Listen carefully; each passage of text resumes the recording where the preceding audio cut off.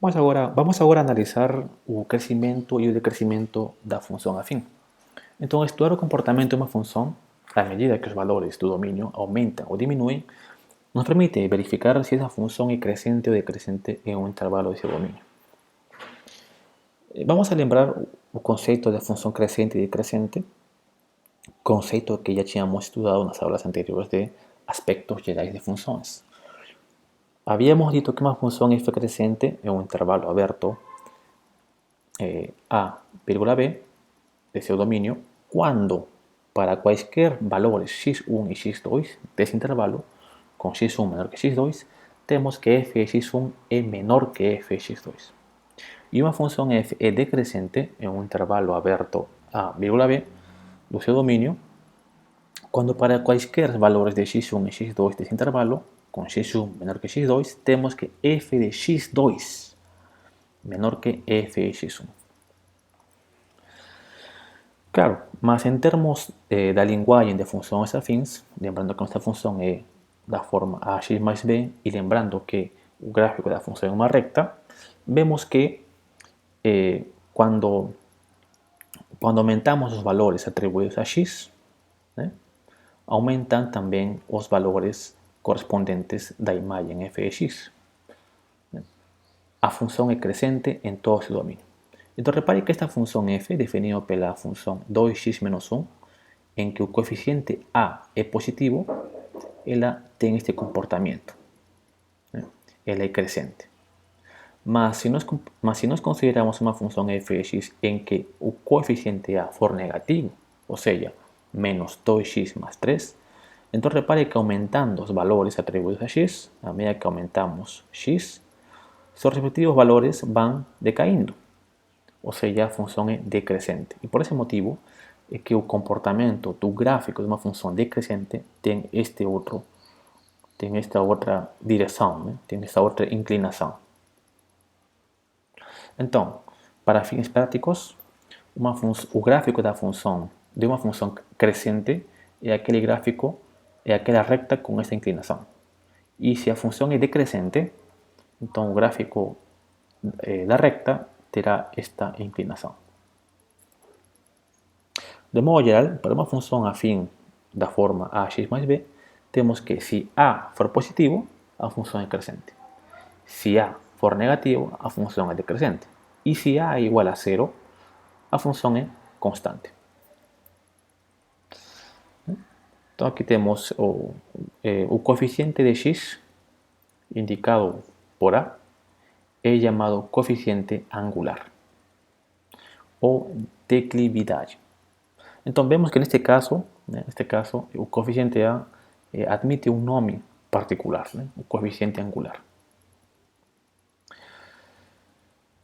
O termo constante b é chamado coeficiente linear da reta. E este coeficiente é a ordenada do ponto em que a reta intersecta o eixo o y.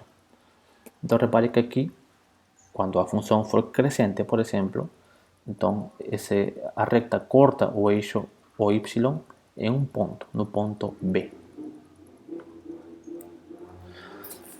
Para que valores reais de m a função definida por f de x é igual a m mais 3x menos 2 é crescente, decrescente ou constante? Então, para determinar isso, basta com analisar o sinal do coeficiente a, certo? Vimos aqui que para determinar o comportamento da função, comportamento crescente, decrescente ou constante, basta com determinar o sinal do coeficiente a, em que a é o coeficiente que acompanha a x. Neste caso, vemos que o coeficiente será m mais 3. Então, daqui vemos que a função f será crescente quando o coeficiente seja maior que 3, ou seja, quando m for maior que menos 3. A função f será decrescente quando o coeficiente a, m mais 3, seja menor que 0, seja negativo, ou seja, quando m for menor que menos 3. E a função será constante quando m seja igual a menos 3. ¿Por quê? Porque o coeficiente tem que ser igual a 0, certo? Então, podemos também estudar o sinal da função afim. Para estudar o sinal da função afim, verificamos os elementos do seu domínio para os quais a imagem da função é um valor positivo, um valor negativo ou um valor nulo. Entonces lembremos, como vimos en las aulas anteriores, f es una función positiva para aquellos valores de x do dominio en que f de x es mayor que 0. F negativa cuando los valores son negativos. Y f nula para todo x que está en el dominio cuando f de x es igual a 0. O sea, estamos hablando de ceros de la función o raíces. Para estudiar el final de una función afín, la forma ax más b, y claro, considerando a diferente de 0, podemos inicialmente determinar el cero de la función. Ya sabemos que el cero de la función es menos b sobre a, ¿cierto? Enseguida diseñamos, vamos a estudiar casos, ¿no? Ya que a es diferente de 0, entonces a puede ser positivo o negativo. Si a for positivo, entonces ya sabemos que a recta tiene esa inclinación, ¿cierto?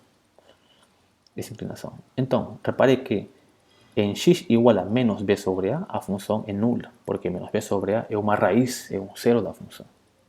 Mas, repare que f de x es positiva para x mayores que menos b sobre a. Y f de x es negativa para x menores que menos b sobre a. Análogamente para el caso cuando a for negativo. Repare que a función es positiva para x menores que menos b sobre a. Y a función es negativa para x mayores que menos b sobre a. Y si a for igual a 0 y b for positivo, entonces a recta estará aquí acima do eixo OX, ¿cierto? Entonces aquí será positivo. Mas si a é igual a 0 y b negativo, entonces obviamente el gráfico de la función estará por debaixo do eixo OX, portanto será negativo. Entonces, estudio final de cada una de las funciones de R en R. Analicemos el primer caso, y igual a 3x menos 2. Então, a primeira coisa a fazer é identificar o zero da função, que é menos b sobre a, ou seja, 2 tercios. Então, a partir disso, começamos a estudar o sinal. Vemos que f de x é igual a 0 quando x é igual a 2 tercios. Aqui está. E vemos que f de x é positivo quando x for maior que 2 tercios. E f de x é negativo quando x for menor que 2 tercios, ¿cierto? Aquí todo es negativo. Para el caso de la función f de x igual a 5 menos 2x sobre 3, primera cosa que va a hacer es determinar el cero de la función, menos b sobre a igual a 5 medios. Entonces aquí está. Entonces por allí pasa el gráfico de la función, a recta, y vemos que la función es negativa cuando x for mayor que 5 medios y es positiva cuando x for menor que 5 medios. Finalmente, estudemos as inequações do primeiro grau. Denominamos inequação do primeiro grau na incógnita x toda desigualdade que pode ser escrita em uma das seguintes formas: ax mais b maior ou igual que 0, ax mais b maior que 0, ax mais b menor ou igual que 0 ou ax mais b menor que 0.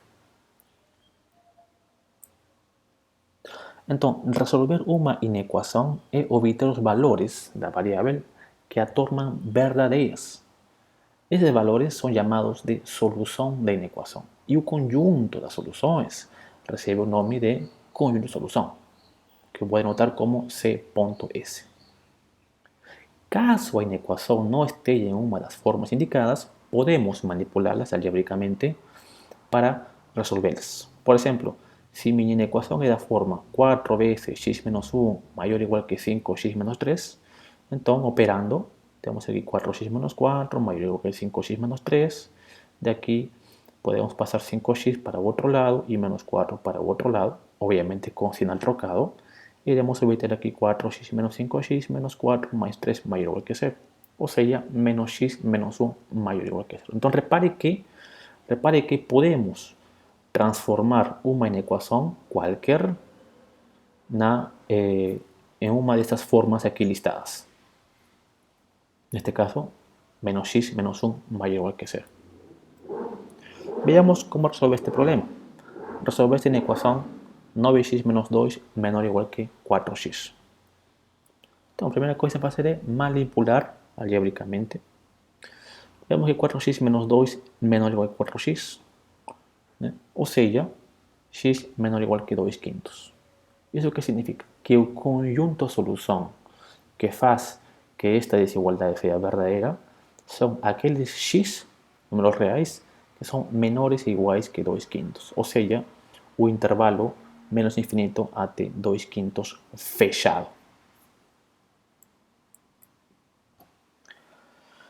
Para quais valores de x o volume do prisma B é maior que o volume do prisma A?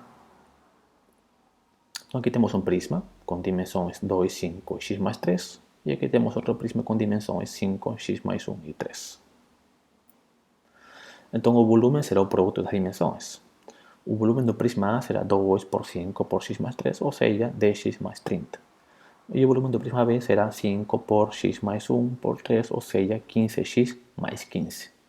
Então queremos saber quando ou para que valor de x o volume do prisma B é maior que o volume do prisma A. Então reemplazamos 15x mais 15 maior que 10x mais 30, ou seja, x maior que 3. Isso quer dizer que para x maior que 3, o volume do prisma B é maior que o volume do prisma A. Finalmente, o salário fixo mensal de uma segurança é de R$ 1.500. Para aumentar sua receita, ele faz plantões noturnos em uma boate e recebe R$ 120 por noite de trabalho. Se em um mês o segurança fizer 4 plantões, que salário ele percebe? Quanto ele vai receber?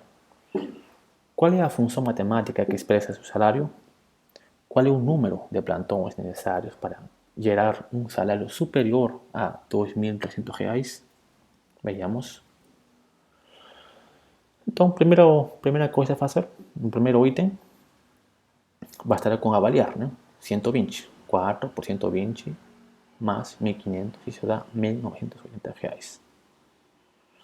Para o segundo item, f de x será igual a 120 por x más 1.500. Y para el tercer ítem, para saber para qué valores ele receberá mayor que 2.300,